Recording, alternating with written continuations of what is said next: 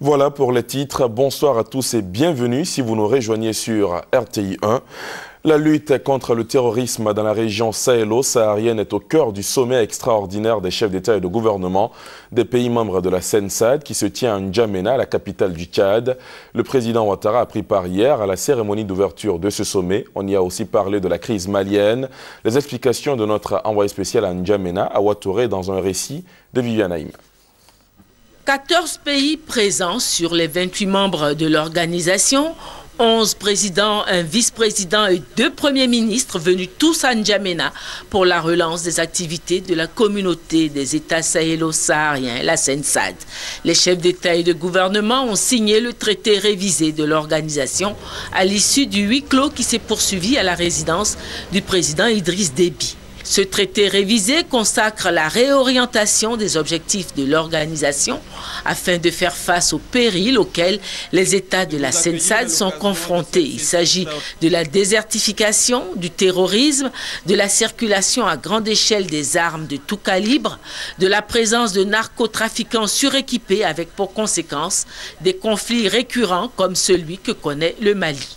Le traité révisé va permettre à la CENSAD d'être plus opérationnelle grâce à une meilleure organisation de ses structures spécialisées, à savoir le Conseil économique, social et culturel et la Banque sahélo-saharienne pour l'investissement et le commerce.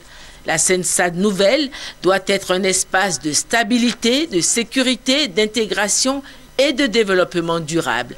Prenant la parole, le président de la République Alassane Ouattara, président en exercice de la CEDEAO, s'est dit heureux de participer pour la première fois au sommet de la CENSAD.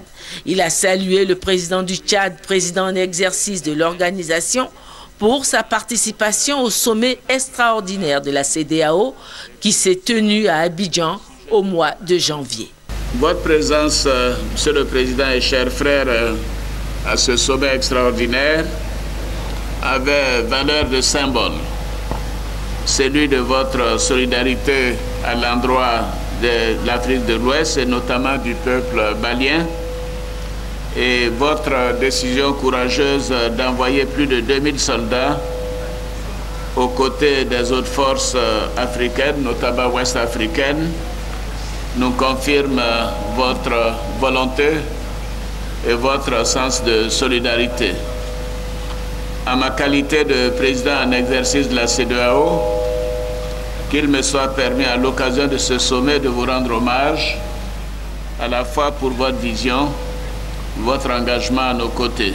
Le président tchadien a souligné que la refondation de la CENSAD est nécessaire après plus de 12 années de fonctionnement. Cette mutation était rendue nécessaire par le bilan mitigé, voire globalement négatif, tiré de 12 années d'exercice d'existence de la CENSAD.